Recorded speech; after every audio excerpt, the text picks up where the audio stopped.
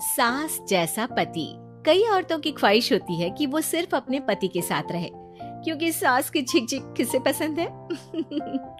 एकता की सास साथ नहीं रहती, सिर्फ पति और वो। लेकिन क्या है एकता की जिंदगी बिना सास के? देखिए। अरे एकता, क्या है? रोज लेट उठती हो, कभी तो वक्त पर उठा करो।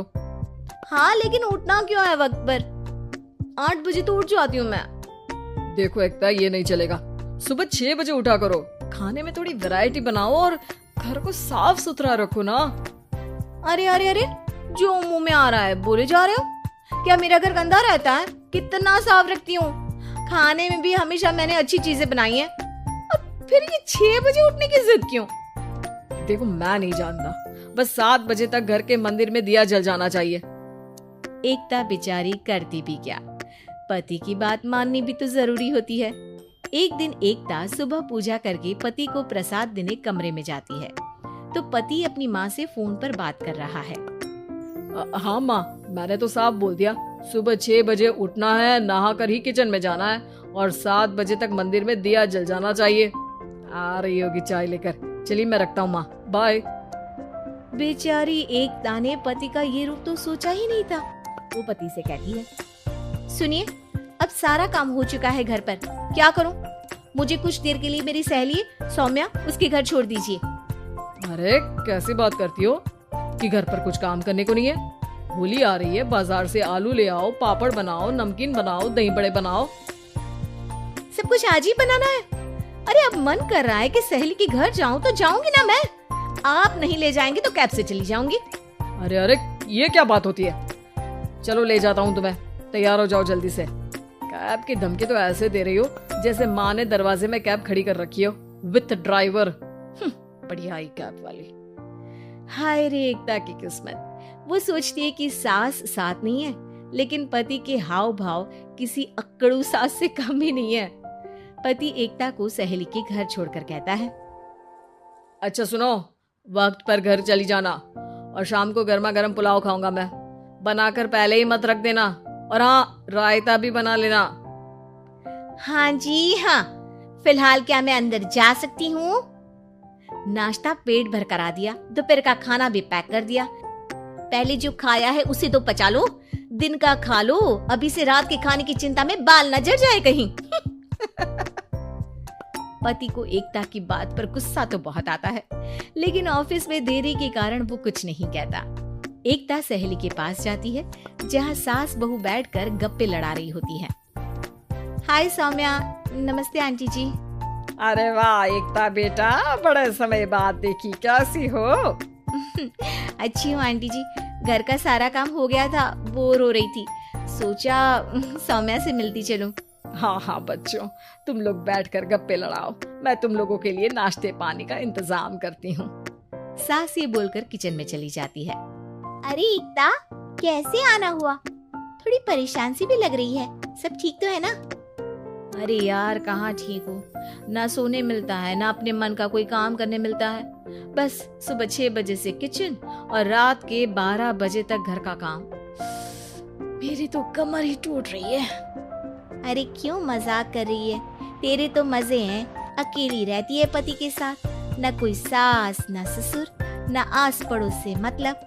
हम लोगों की सोच जॉइंट फैमिली है, कितनी परेशानी होती है। अरे रहने देना, वो तो दिख रहा है कि कितनी परेशान है तू। सास किचन का काम कर रही है और तू सहेली से गप्पे। ऐसा कहाँ होता है यार। हाँ वैसे तू बोल तो सही रही है, सुबह थोड़ा सा भी लेट हो जाए ना उठने में तो मम्मी जी किचन संभाल लेती है। पति तो जाते वक्त उठाते हैं कभी कभी मुझे। पर मेरी छोड़, तू बता, सास साथ रहने आ गई है क्या, जो सुबह 6 बजे उठना पड़ता है? पति तो तेरा 10 बजे ऑफिस जाता है, 4 घंटा खाना बनाने में लग जाता है क्या तुझे एक लोगों का? अरे रहने देना यार, मेरा तो पति ही सास से कम नहीं है। सारा दिन का ड्रामा, अरे बातें सुनाना, बोलियां बोलना, कोसना, क्या क्या नहीं आता है उसे। यार मैं तो हैरान होती हूँ कभी कभी कि ये सास की आत्मा तो नहीं आ जाती ना इसमें। अरे परेशान हो चुकी हूँ। इतना ही नहीं, वो तो अपनी माँ से मेरी चुगली भी करता है। समझ गई। मतलब तेरे पति की गाड़ी चल यहाँ रही है, लेकिन रिमोट तेरी सास के पास ही है। अरे अब जो समझ, रिमोट है या कंट्रोल है, बस मेरा तो मुश्किल हो रहा है यहाँ रहना। सोच रही हूँ 2-4 महीने के लिए मायके चली जाऊं। क्या करेगी? 2-4 10 महीने बाद तो आना ही है ना यहाँ पर। तो क्या करूं? तलाक दे दूं क्या? अरे ये कोई सोल्यूशन नहीं है। तू अपने पति को सुधार भी तो सकती है। कैसे सुधारूं? सौम्या उसके कान में कुछ कहती है, जिसे सुन एकता खुश हो जाती है। अगले रोज, हाय रे, मेरी तो टांगे ही नहीं चल रही है। हाय हाय हाय, बहुत दर्द हो रहा है भगवान। अरे क्या हुआ एकता? रुको, मैं माँ से पूछता हूँ। लेकिन पति जैसे ही माँ से बात करके एकता के पास आता है। क्या नौटंकी है ये? क्यों रो रही हो? अरे कोशिश करो ना उठने की। ये काम से बचने के लिए जो नाटक है ना, बंद कर दो, वरना माँ आ जाएगी यहाँ पर। एकता की तो मानो मन मुराद पूरी हो गई। अरे हाँ, तो बुला लो ना उन्हें, जल्दी से बुला लो। मैं 4-5 दिनों के लिए आराम करना चाहती हूँ। चल तो सकती नहीं हूँ, खाना पीना कैसे होगा? अब क्या था, सासू माँ आ जाती है एकता के घर। सासू माँ मुझे ये हमेशा बताते हैं कि आप कितनी हार्ड वर्किंग है। बस अब अगले 15 दिनों तक मैं आपको देखूंगी और आपकी जैसी ही बनूंगी। ये बता रहे थे कि आप 5 बजे सुबह उठ जाती हैं और अरे बेटा, कुछ ज्यादा ही नहीं बता दिया तूने। अब नहीं माँ, मैं चाहता हूँ कि ये आपकी तरह तौर तरीके सीखे, जैसा आप मुझे बताती है ना।